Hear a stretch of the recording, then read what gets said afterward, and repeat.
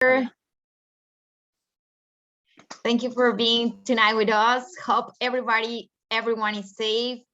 And thank you for joining. Thank you too for organizing. And we receive around 150 registrations. So we're gonna have a good audience and a lot of people and questions. So welcome everyone. Yeah, exciting and crazy how webinars usually don't get that many attention, but yeah, obviously right now with everything, I mean, we have people not just from Shanghai, I guess. Actually, yeah, it would be nice to know where's people logging in. So can you let us know on the chat box and just type where you're watching right now so we can also start to know the audience. And also as a tip, because we're gonna be using the chat a lot, when you write a comment, type that is also everyone can see your message, not just host and panelists. This is to encourage interaction, to make it as dynamic as possible rather than just us talking. But yes, I can see already a lot of comments from the audience. People from Shanghai, Beijing, Guangzhou, where else? Nanjing. Hangzhou, Suzhou, that's great. Yeah. I think too, when he started, he said like grab a drink. You can just grab the most precious drink that you have. In my case is water. I think here in Shanghai, everybody's struggling for water. Yeah, so same. Yeah. It's not tequila. Hopefully after the lockdown, we can pass to some margaritas or something else. But for now, I think water is enough. And I think the reason why too this as a webinar is that popular is because, yeah, I mean, some of the people after this situation is wondering, should I go? Maybe it's time to leave my Chinese adventure, or I don't know, just thinking about any other idea. So welcome to the ultimate money checklist for expats in China. So we're going to give you some briefing introduction about this topic. And well, before that, let's quickly introduce about Bridge. So Bridge is a Latin American business association. We're trying to connect professional people from Hispanic, Latinos, Spanish-speaking backgrounds related with China and all kind of businesses. So in my case, I'm from Mexico too as well. And in our organization, we have a couple of Spanish speakers that can contribute as a professionals here in China and back in America, Europe. I mean, that's a big organization and big people working as a professional all around the world. So in this case too, you can introduce yourself and give us what's going to be this ultimate money checklist. Yes, thank you. I mean, I'm Armando Flores Chu, but most people know me as Chu, and I'm a financial planner. So what I do is guide people on their journey towards financial freedom, and everyone can just connect with me on WeChat if one day you are more curious about these topics, and also just to one day when we are free, have a drink or something. But yeah, today's topic is very interesting. It's not just about leaving China. Not everyone wants to leave China right away. Maybe because of the current situation, yeah, most people are having second thoughts about it. But we're gonna talk about, as you mentioned, or as the title says, what are the checklists, like money checklists, every expat should be considering. Obviously, not everything applies to everyone. There's special circumstances, but we're gonna divide it in three main areas, and these areas will have different topics. But before we go onto that, we also would like to learn a little bit more about the audience. So Iran is gonna ask the audience a question about different things, and then you're gonna see a poll and now on your screen now, I think. If you can see it, you can start, yeah. So yes, I think to start this conversation in this webinar, the first question will be, what is your biggest money concern now as an expat in China? So the first option is where to invest. Then the second, about your retirement. Then how can I repatriate my Chinese savings, or where to send my money? So you can see all the answers in the chat. Please help us to give us some answers, and then we can discuss about it. Yeah, also you can see there's the option for others if it was not included here. So if you have another thing that we maybe are missing, also let us know right now in the chat box so we can try to cover it as well during this conversation that we're going to have. So the idea, even though we're a huge audience tonight, we want to make it as interactive as possible by doing these polls, by also using the chat as much as possible. And we're giving a few more seconds. Almost everyone already participated on the poll, and we can share the poll right now so you can know as well what other people's concerns are. And it's very interesting, so we're going to share it very soon. It's now almost 85% of people, so let's wait until it's more than 90 and we can share the poll. One more person to answer it and we're going to pass 90%. I think that's okay. So let's share I guess everyone now can see the results. So very interesting. 33% are concerned about investments, and a similar amount of people concerned about repatriation of savings. Then where to send the money is the next one, followed by retirement. And the last one is other types of topics that we can see already in the chat box. So Glenn is saying, or maybe Irania, can you help us read the comments from the chat box so we make sure to mention it during the conversation?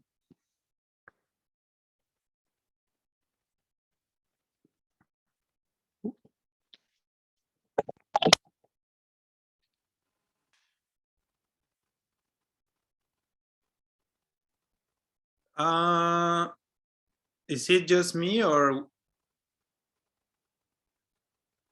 suddenly? Sorry, it's like I was muted.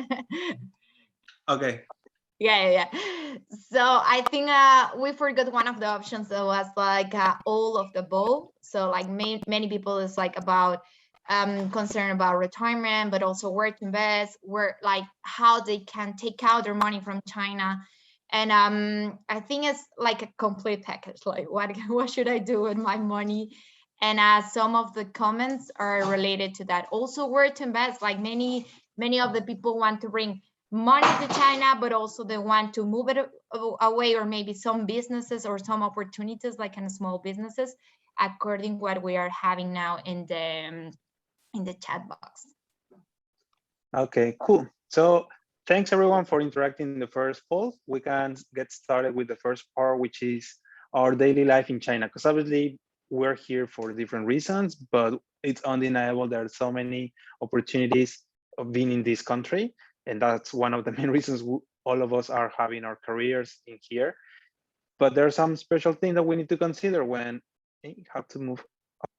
having our daily life in China related to money. Some may seem very obvious, some may not. And I will try to make it as detailed as possible, but at the same time, we also need to understand that every situation is different. Not everything applies for everyone. So if you want specific details, you can either put it in the chat box, or also we can have a one-on-one chat, because depends on where you come from, your passport, many different things, different rules apply, and also your personal situation. So let's talk about daily life. There are a couple of things I think important ones about some of these myths. So we start with savings, or saving, and put an asterisk in with that. So yeah, you can see on the with China. Then having a credit card, it can be useful. I mean, everyone has to have a credit card. They should be very hard how to use a credit card. We don't want to use sometimes you need it to pay tickets. You need not all sites take debit cards. You need credit cards. So in China, you can also get a credit card. Usually, you even though you are a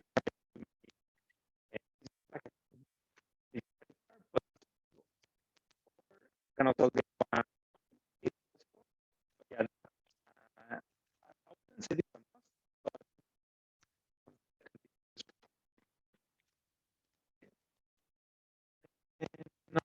me. Okay. if I change my, I think we're having some problems, some connection problems, right? I think, can you hear me? I can hear you clear. Can you hear me well? Now it's fine. Okay. Okay, maybe it was my earphones. Can everyone hear me better now? Okay. All good. Okay, cool. So yeah, it was my earphones. Okay, sorry about that. So I'll go back to saying the savings part. I'm gonna explain more in detail what it is. But yeah, it's important to have some savings in China for obvious reasons. We live here, we have our lifestyle here.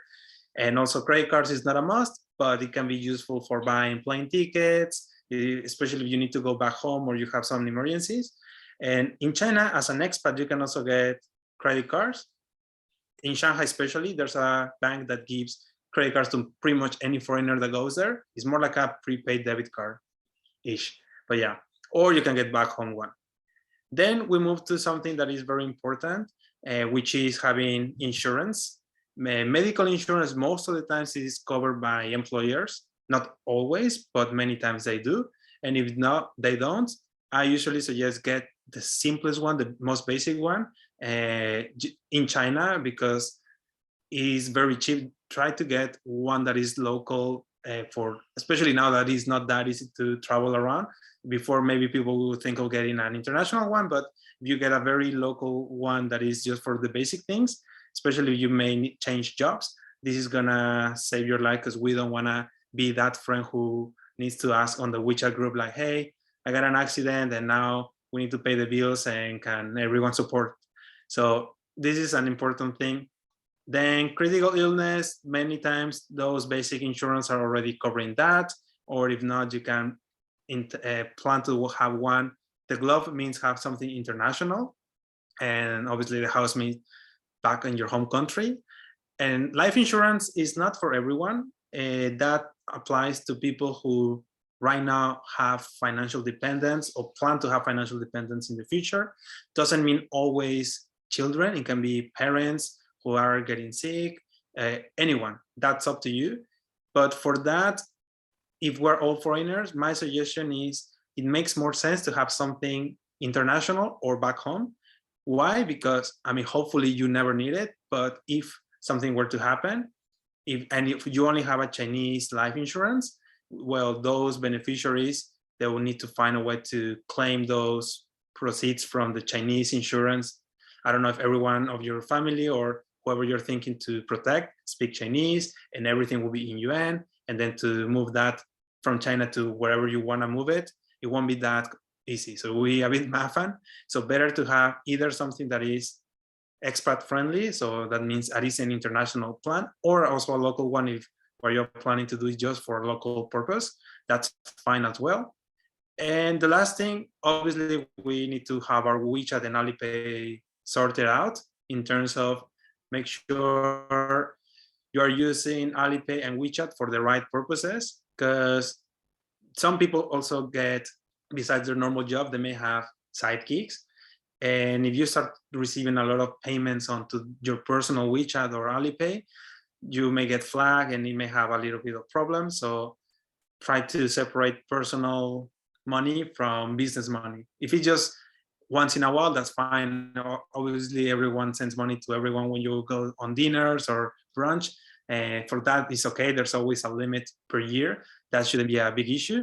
But if you start to receive a lot of money because you're using in a weird way, if one day you are outside of China for whatever reason, you may transfer money to a friend or something, you may be banned or locked, and it gets complicated. So I don't know, for daily life, I think it's quite simple.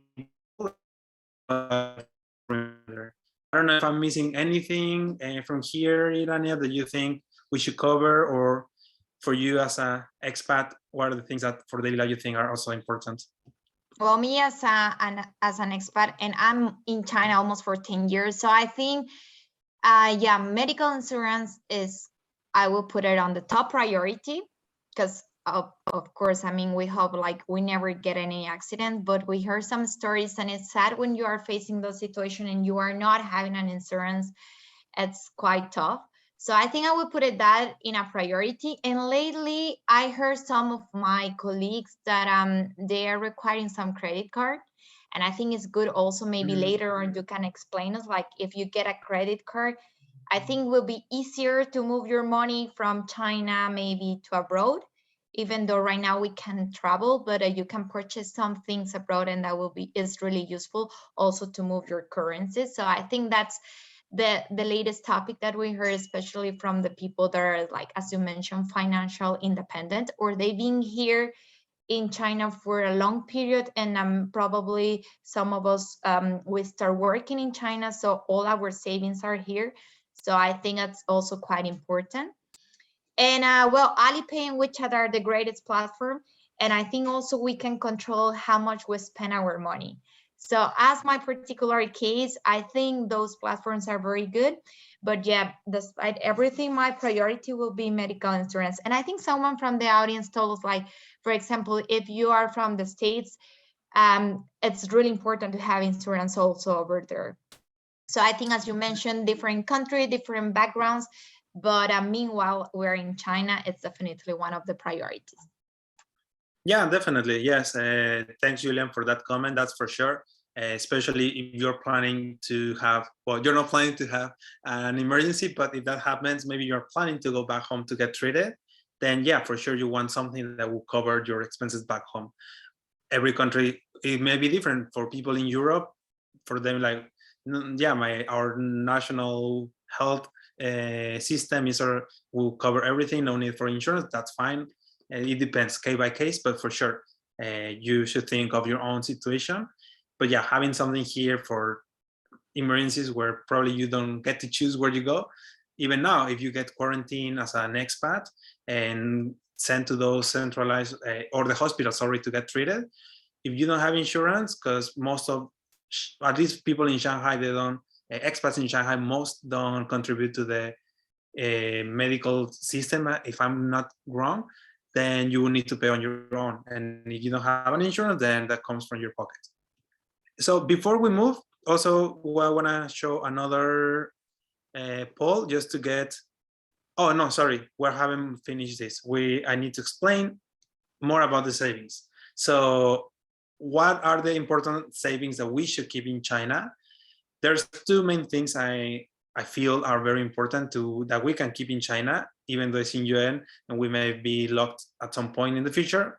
It's good to have an emergency fund of your Chinese expenses. So that means 3 to 6 months of life expenses. If you don't know how much you spend, then go to your WeChat and Alipay so you can keep track. You can actually put, because obviously every month is different, but you can actually do, okay, let's go to the last 6 months and see what's the average expenditure on my Alipay or WeChat. And then you find out how much you spend. You may be surprised or scared, it depends. And this one can be kept in a bank account in China, that's fine. That won't give you any interest, but it's okay. It's for emergencies. You shouldn't be investing that money. How much, 3 or 6 months? That also depends case by case, whether you have kids, whether you are on your own, with your wife, with your husband, whatever. Also, what are other amounts that you probably need to consider for China are those Chinese big expenses, which could include this insurance that we talk about that you may need to pay on your own if your company doesn't cover. School fees, if you have kids and you know school fees are expensive, or anything else that I don't know what else I may be missing. And for this one, if you have enough time, you know that maybe in 6 months or 1 year, I need to pay whatever amount, 20,000 yuan, 100,000 yuan, X amount, and you already have it. This is not a trick, but something that you could use in China, in any bank that you want to go to, that is put the money in a time deposit. So it could be for 6 months, it could be for 12 months, and this is a very safe way to put your money and it doesn't lose value because they're going to give you very, very tiny interest, but this is enough to cover, usually enough to cover inflation. So this is the name in Chinese of the product, Tingqi Chuan Chuan, without the T. And my pronunciation obviously is not the best, but yeah, that's a tip that you could use in China in any single bank, and as a foreigner you can get that. So I think that's it. That was my takeaway on savings inside of China. So now we can proceed to the next question for the audience and see how is everyone keeping their savings. So Irania, can you help us with the? Yeah, sure. I think another exercise about the savings, I think if you go and check your Taobao record, it's also surprising how much you've been spending since you have your account here in Taobao. It's quite interesting. It's also a good exercise to track how much money you spend, and then there's like a small money going through those platforms that sometimes you can't track properly. So it's another thing that you need to put it in your expenses. So yeah, next question. Where do you keep most of your savings? The first option is here in China, in your home country, overseas, probably you have another fund, an international fund, and the other option is both. Well, actually, yeah, my mistake. Maybe not both, or like in many places. It's all over the world. Yeah, exactly. Maybe you are diversified your money, then you have maybe some properties, or you got like some funds, like for example. No, actually here is just savings, just cash, not investments, because we're talking about cash just for like cash doing nothing. So you can have savings accounts everywhere. You can have in your home country, like we are from Mexico, you could be thinking about Mexico or in China or wherever you come from. So so this is the savings. So yes, far it's just saving. Yeah, so now we can share the results so people can see it. It's a little bit mixed, but most people keep most of their savings here in China, and the next is in their home country, which also makes sense. Not that many people will keep it in a third country, and some people keep it, I guess when it's both, it probably is between China and their home country. I will guess, unless someone else has another topic, then you can also let us know. I think also depends, like if you have already a few international experience, or some, if you are from a multicultural family, maybe one of your partner is from one country, you are from another, maybe you share your savings, or you put it in one country and the other. I think it's also interesting because some, like we are managing some currency, but back here in China another one, and if you have in a third country, maybe it's in pounds, in euros, in US dollars. It's interesting also, maybe some of the audience already, they are diversify the currency, or they are having different accounts. Yeah, that's true. Yes. Shanghai, especially, well, not just Shanghai, but we live in a multicultural groups, and yeah, that's true. It could be more places if you have a foreign partner and you also manage to open a foreign account because of your partner. I think we have a couple of questions before we can move to the next area. I see one from Lerato. So yeah, he's asking about, tell me. No, it's about the option that you mentioned. I think it's also quite interesting because they are asking about the rates of inflation, about the Dingtinsung. Yeah, so yeah, there's two questions. One is about how many months you can choose. The bank, most of the banks have different time periods. I've seen in the past, I did a little bit of research, and some banks, not all of them, but some, the minimum that you can lock it is 3 months. But usually you either lock it for 6 or 12 months. And also Julian asking about the interest rates regarding to the high inflation. Well, obviously right now, because of everything that's going on in the war, generally inflation is increasing. In different rates, not all the countries are the same inflation, like the US is quite high right now. Europe also high, but not as high yet. We'll see later, but China's also a bit different. In normal situation, is very close to that. Right now, it's a different circumstances, so it could be not as the same as inflation, but definitely it's better than zero. But yeah, it depends what things are going on, and that interest rate comes from the central bank. In this case, what China puts as a central bank, then banks usually follow roughly something like that.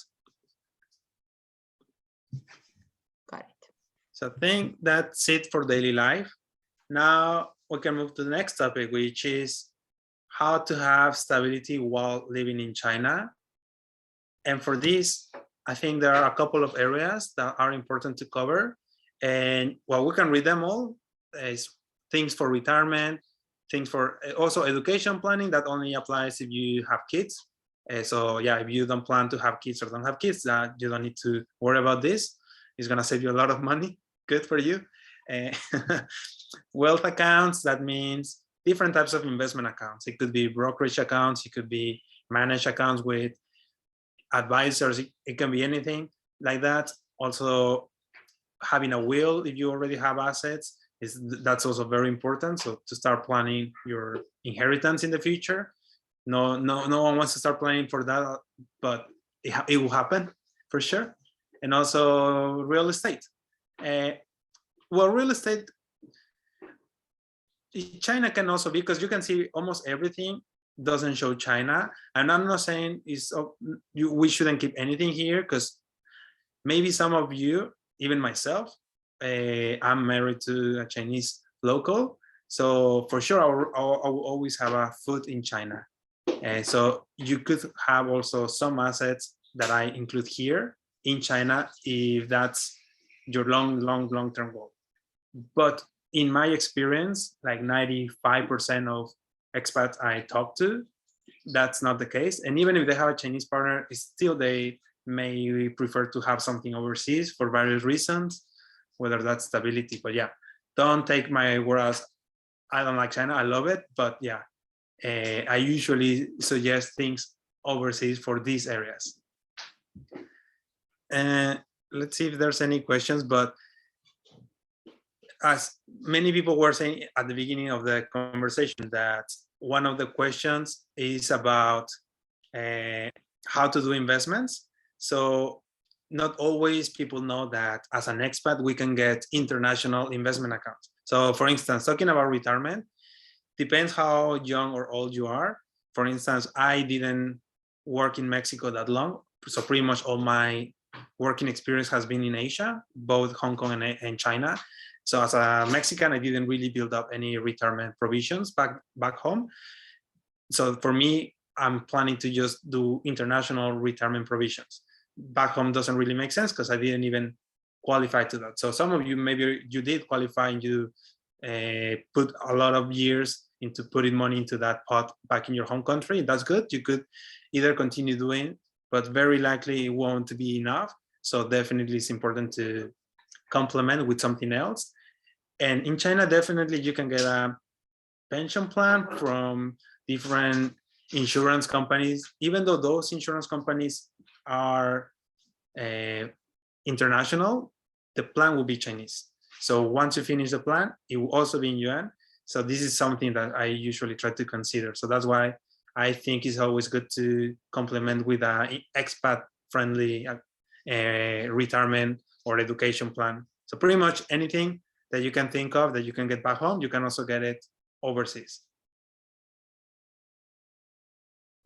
I think for this area, it will be tricky to talk about amounts, to talk about, I don't know, more details, because this depends on case by case. But what do you think, Irania? Like for you, what are the areas that you are considering, or that some of your friends or foreigners you think could be looking into if they're planning to leave China, either in the short term or long term future?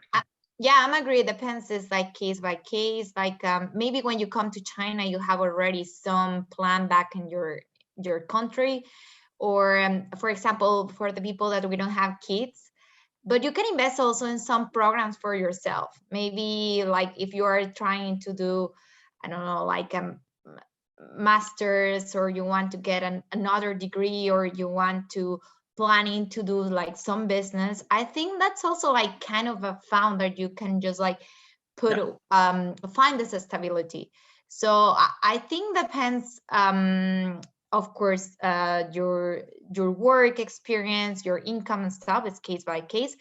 But around me or my friends, like some of them, they decide to invest in like in another business. They have their full-time job, and they want to find a little bit more stability of more income doing some investment in business. I mean, the one that they don't have kids.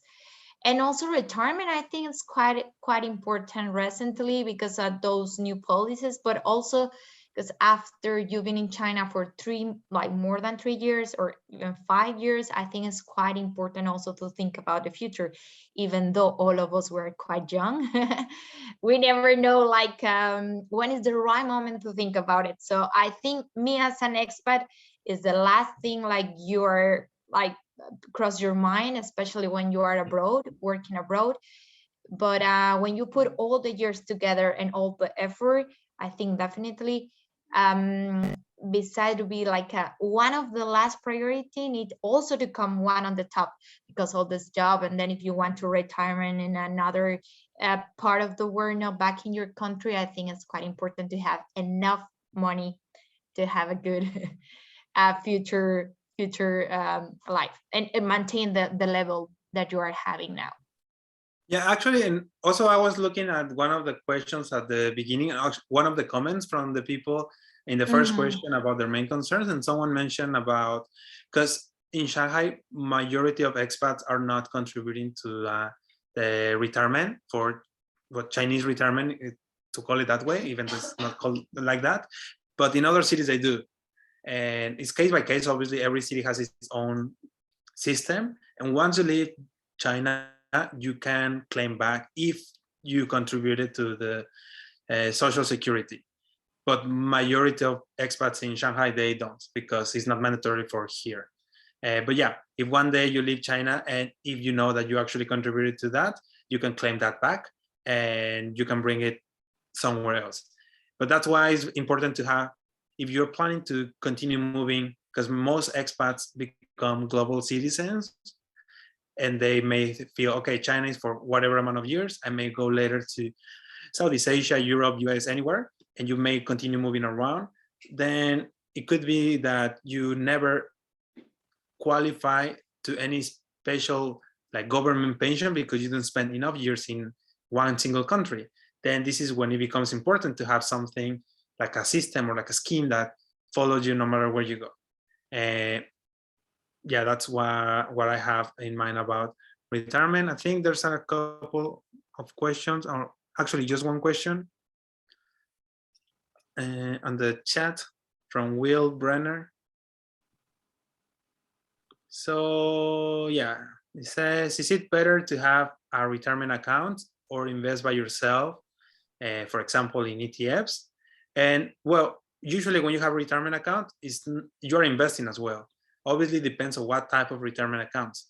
There are accounts where you don't get to choose where that money goes, or there are accounts where you get to choose how to invest that money that you put on a regular basis, and you can choose funds, ETFs, and many different things. So I guess there's always a misconception that retirement or a pension is not really an investment because it doesn't grow as much, but that's because we're thinking of the traditional pensions that our maybe parents or grandparents used to have, where a government or an employer will match some of the money that you put, and after doing different calculations of how many years you work and what was your average of salaries, then somehow they're going to give you a special amount, but you don't even know how that money is growing. That definitely is a different way. But now most countries are moving away from that system. Even China, and right now they still have it, but they can no longer sustain that. So they're also moving to ask people to also do it on their own. But doing it on their own, that doesn't mean just need to open a brokerage account. You can also get a account that is for the long term, thinking that is a retirement, but you're investing as well. So how to do it? You can also do it by yourself in a self-investment account, but also you can get one that is more automatic. So either way is good, but yeah, retirement usually also includes investments.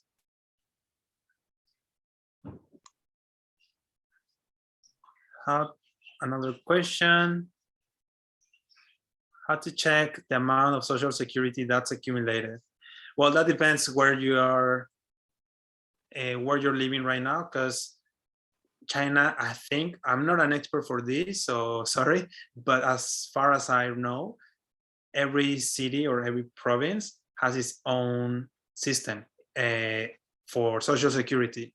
So actually, even if you move from Beijing, let's say, to Guangzhou, whatever you are contributing there, you need to find a way to kind of, I don't know if you can actually move it so you can continue contributing when you're in Guangzhou, but it's not linked to each other. So you need to check, depends on where you are. And sadly, I don't know that much. So other than that, you probably need to go to your HR, and hopefully your HR also knows how to check that. But yeah, if you're in Shanghai, very likely you're not contributing to Social Security. So for here, we can do another question. Let me launch the poll to find out what people are doing. Oh no, sorry. Or maybe Irania, you can help me with this one. Yeah, I got sure. confused. What areas do you need to improve? Retirement, education planning, wealth accounts, property investments, will inheritance plan. So yeah, I think case by case, but I would so yeah, say, let's keep some time. Yeah. I would say my case probably retirement. Okay.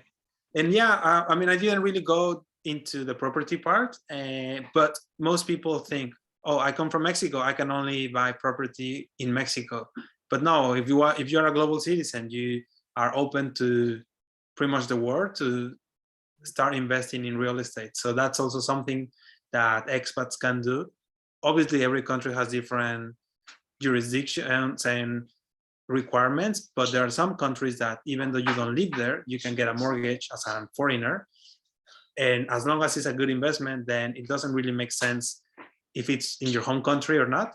If it's for investment, obviously, if it's your home for retirement and where you want to spend the rest of your years, yes, for sure, you choose where you want to be.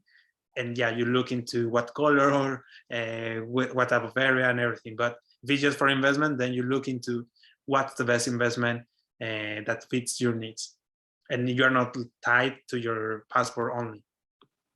I think depends also, yeah, you can invest, like, it depends exactly the country or the area, but me coming from the real estate field, I think you always can find a proper or suitable opportunity.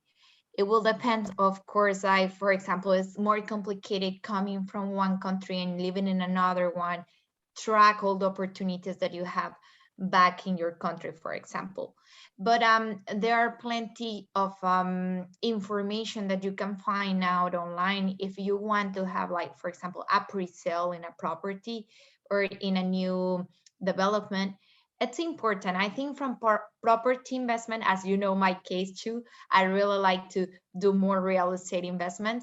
But of course, I think at the end, when you are doing your savings, you can put a little bit of amount of certain fields or certain sectors, and then you can cover, for example, your retirement and your property investments if you don't have kids. So I think it's a good opportunity to prepare in case you are planning to have it on the future. Or right now, if you have kids, probably you can combine your retirement together with an education planning.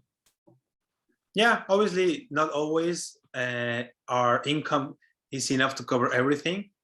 Sadly, we would like to do everything at the same time, travel, buy a lot of things, invest everywhere. But yeah, it's also about priorities. So you need to find out for you what's a priority and also what actually you should be doing. So it's a mix of both.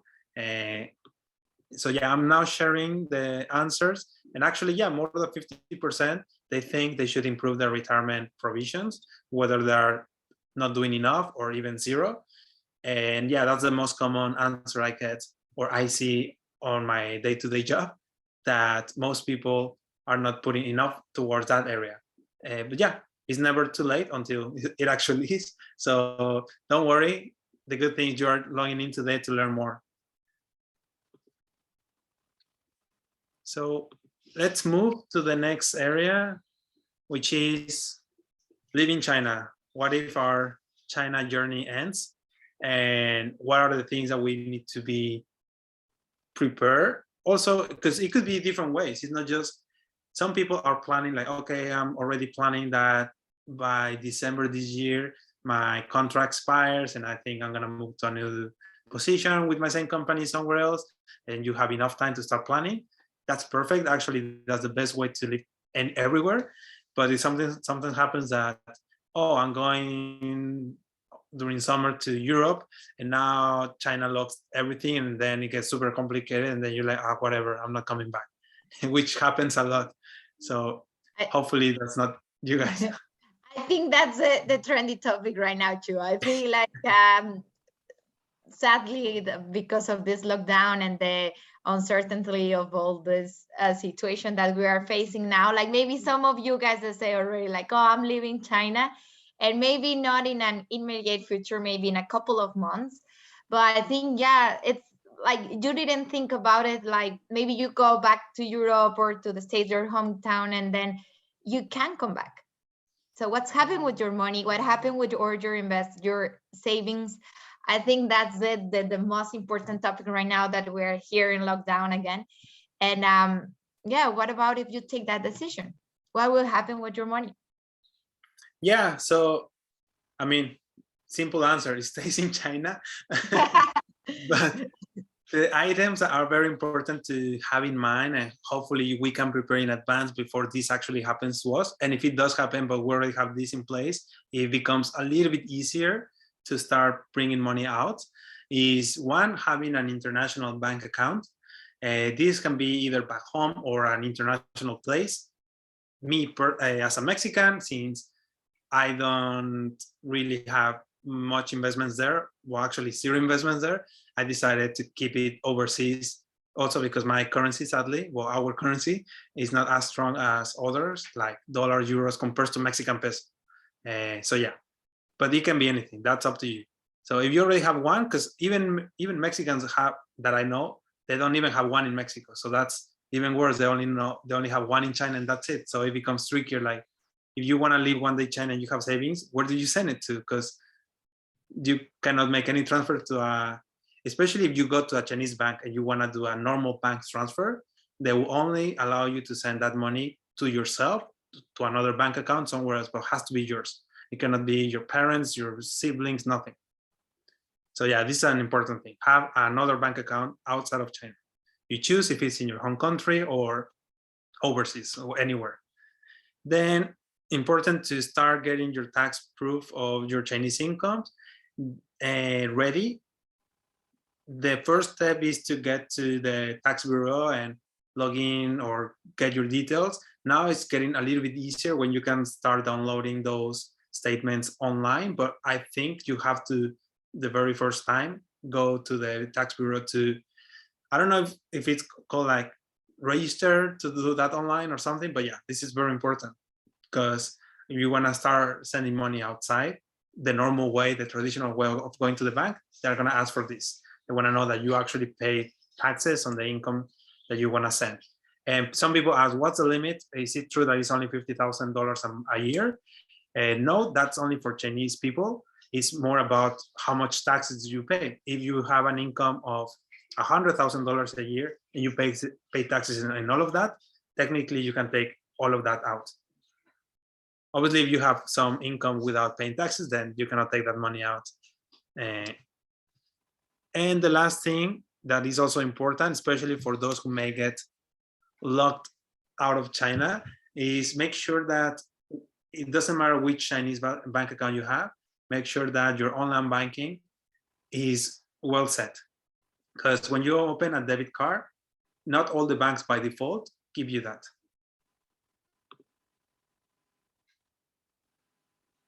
And, oh, I cannot hear you, Irania. No, we're seeing that we have some questions. They want to be sure what is the amount, the limit amount that we have. It is, I think you mentioned it was in dollars, right? No, in renminbi. Yeah, I meant dollars, but there's no limit. The limit is for Chinese people, not for foreigners. There's no limit if you pay taxes. And also, as Julian put in the notes, you can also go back multiple years. Let's say you have been in China for 5 years and you have never done any of these, like the bank transfer, but you have your proofs that you've been working for 5 years and paying taxes. So let's say now you make 50 and before you did 40 or 100 or whatever, you can combine all of that together. And as long as you have all the papers in place, they will let you transfer, even if it's $1 million, but you have the paperwork for that. That's good.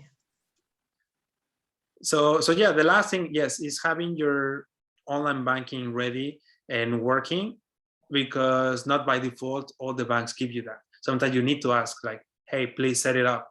And if you don't, just go to your branch and ask them to do it, because this is not the best way to do it. But if one day you are outside and obviously you cannot go to the branch to actually do the bank transfer, then you may need to say, oh, make these swaps, which is technically not the best way to do it. But if you don't have this banking way, online banking way, it will be like money that you cannot touch any other way, because probably you have the plastic on your own, so you cannot ask anyone else to just withdraw it with your security number. So make sure that your banking is well set.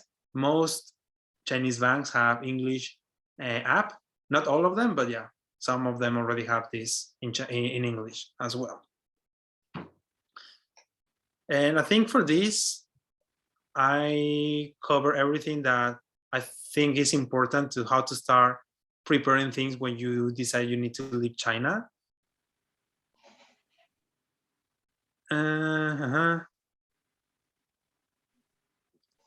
Yeah, some more comments for Julian, which are also correct, that yes, there's always some problems in China when, especially, yes, when our passports expire and change. Yeah, this is complicated. It's important to do it in person if you can. And also, yeah, make sure that if you start to withdraw ATM, like you say, okay, whatever, I'm just gonna start withdrawing my cash from my home country, you're going to the ATM every few days, because obviously, first of all, there's a limit per day where you can withdraw ATM. Then there's fees, exchange, ATM fees, and also for exchange, because it will be a different currency. And there's also a limit on this. There's a limit of 100,000 yuan per year on withdrawing overseas. So yeah, this would be, if you have more than that and you want to withdraw it like that, then you would not be able to do all at once. There's another question, I think, from Lerato. The money you have saved in the bank account will be subject to tax once you leave the country. No, you already pay taxes into that. Well, if you get it from your employer, then probably your employer already withhold the taxes, so they already did it for you. So that's been taxed already. If you have the paperwork, that means you already pay taxes on that.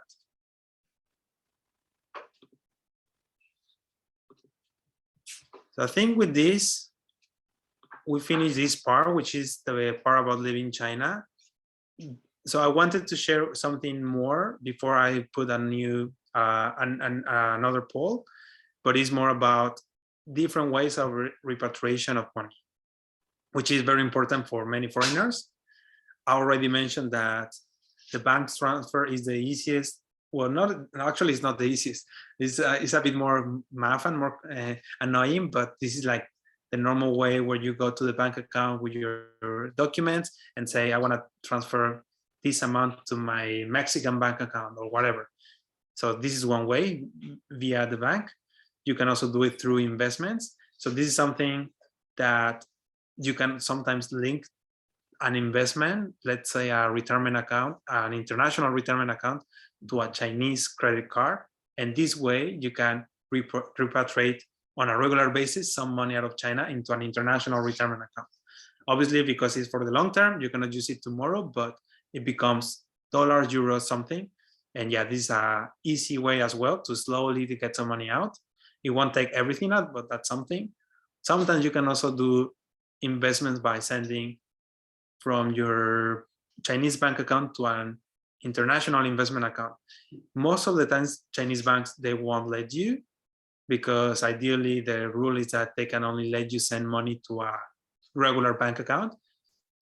But you know, in China, sometimes they do it and that's it. It has happened to many clients. But Those are some ways. And the most common, but is the one that the system doesn't want, is doing P2P, like peer-to-peer swaps, saying I have yuan, I need dollars or pesos in somewhere else, and then just ask who wants to make a swap. For this one, there's some, ideally, if you're doing it, you shouldn't do too much because, well, first of all, technically it's not legal, but also it may give you some issues if you start to do large amounts. But obviously, everyone, I'm sure, I mean, I have done it for sure, and I'm sure most of us have done it at some point. But yeah, we don't want to do it that often or with very, very large amounts of money. But it's a way as well. Let's see if there's any questions on this. Yeah, I think we have one. It's from Jacqueline. She said, like, we can transfer to another banks in China, but can we do international transfers on Chinese online banking apps? Depends on the bank. I know, for example, Merchants Bank, you can, but not all the banks. So sometimes you have to go to the branch and do it there, which is not a pleasant experience, but they'll do it for you. You just need to have everything ready and be very strong that, yes, I can do it. It's possible. Because sometimes even people in the bank, especially if they're new, they may think, oh, why? No, cannot do it. But yes, you can. That's your right. But yeah, some online banking apps, they can do it. I know for sure merchants, yes. Bank of China, honestly, I'm not sure. I don't know. If there's someone from the audience who has a Bank of China account and you've done it, you can share it in the comments because that'll be very useful. So Anna asking, how can you prove the taxes have been paid? Because, sorry, even though in China merchants you can do it, the first thing you have to do is to convert, before you can do it from the app, convert your money into dollars or euros or whatever amount. You can hold it in your bank account, and once it's there, as a kind of a transferable dollar or euro or something, then you can do it from the app. But if it's just in yuan, directly from the app, I think no, you first need to convert it to another currency. So yeah, thank you, Anna, for this question, because yes, that helped me clarify. You first need to convert it by proving that you pay taxes on it. Or if you receive dollars directly in your bank account, sometimes it doesn't happen often, but I know a couple of clients who get paid in China dollars or another currencies, and that money stays like that. So that one doesn't need to prove anything. That one is easier to transfer if you don't convert it back to yuan.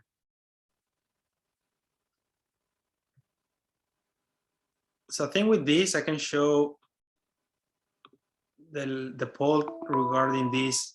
Okay, category. So okay, you can help me, Irania, please. So live in China. Yeah, sure, live in China. What way do you use the most to repatriate? Bank transfers, via investment, crypto, P2P swaps. So yeah, even though I didn't let really us know what into is crypto, yeah, that's also a way.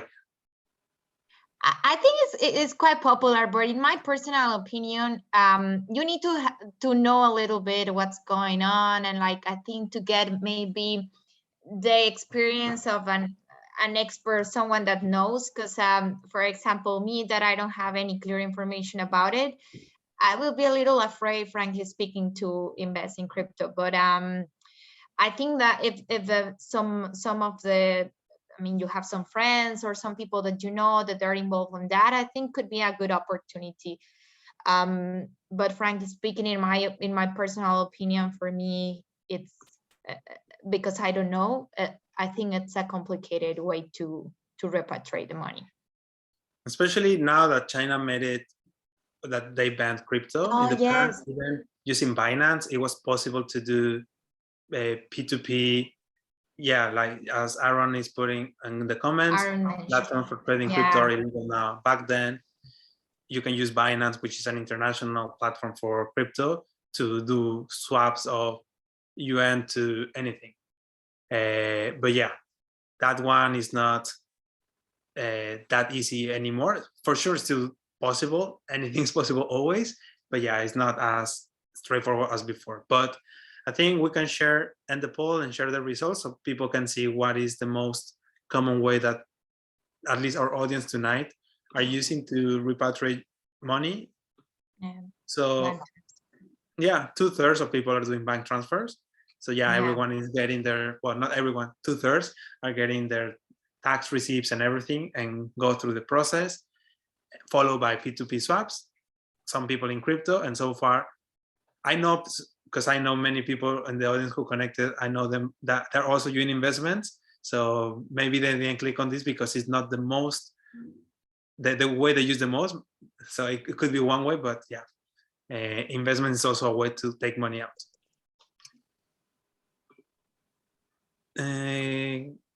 Gary is asking, could you tell us the name of the bank that offers foreigners a credit card? Yes, China Construction Bank. They do give these credit cards to foreigners in Shanghai. You don't need to live in Shanghai. You can go to Shanghai and apply for it, even if you live overseas, or not overseas, in another province or city, and they will send you the card later on.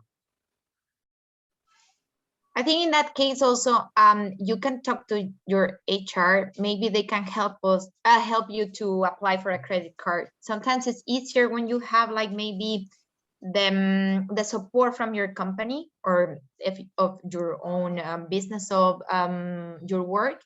It will be easier to get the support in order to apply.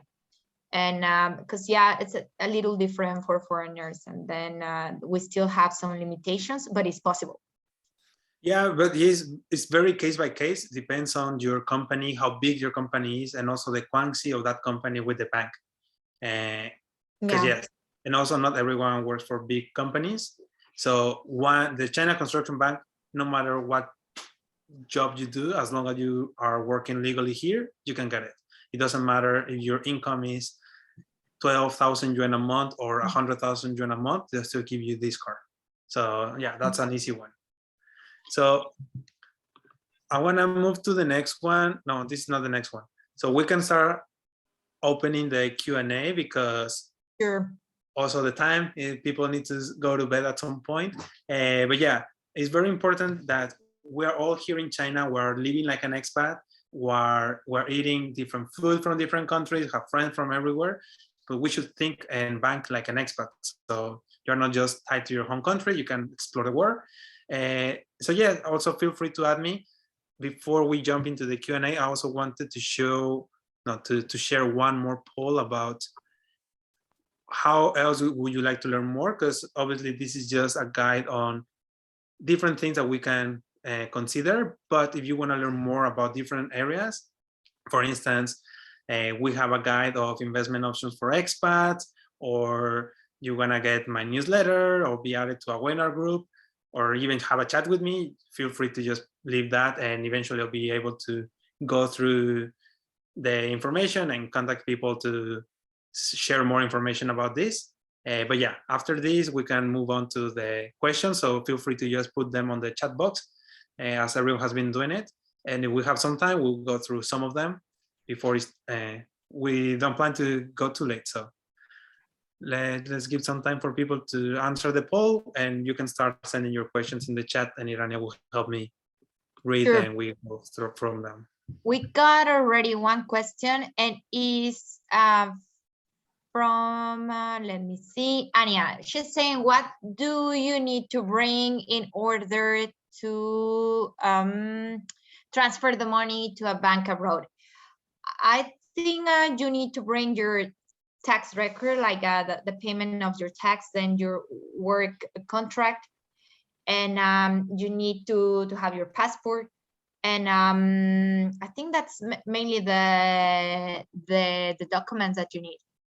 Yeah, those are the most important. Obviously, you fill a form there, and also you need to bring all your bank details of which account you want to send it to.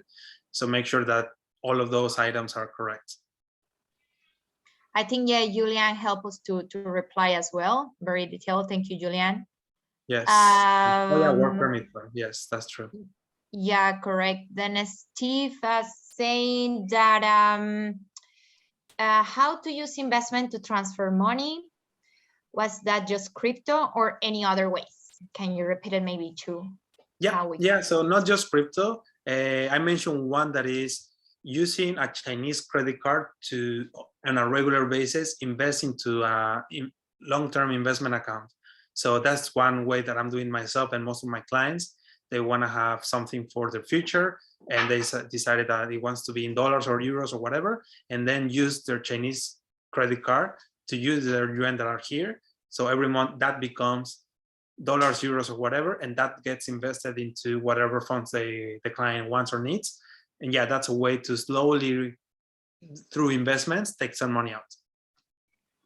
Yeah, then thank you. Then we have Veronica. She mentioned like how much money you can take out. It's only the equivalent to the money pay as taxes, or how much money? I think you mentioned already, but can you help us to refresh a little bit? Yeah, so amount, there's no specific amount, is more about how much you have paid in taxes for the amount of years that you have enough tax records. Good, thank you too. Then Julianne, tell us what is the exchange rate, the exchange rate upper and the upper limit of the transaction each year regarding the credit card mentioned. Okay. Yeah, the exchange rate depends on the bank. Usually Chinese banks are very fair with the exchange rate, which is very, very close to what you can see on xe.com. So for that one, you're not really losing much money, because no matter how you do it, you will still lose something, but that way is almost negligible of how much the difference is. The limit, yes, there's a limit, because Chinese banks, they sometimes set a limit of what's the maximum amount. So usually we've noticed that as long as it's no more than $2,000 a month, that transaction goes well. So that would be the limit, 24,000 a year through this way. Very fair. Yeah. Then we have another question from Juan Rojas. If not having any investment back home and most savings made by working in China, if there is a concern about paying taxes back home, or it will be good to check about double taxation or any agreement? So if you're, well, I don't know where you come from, Juan,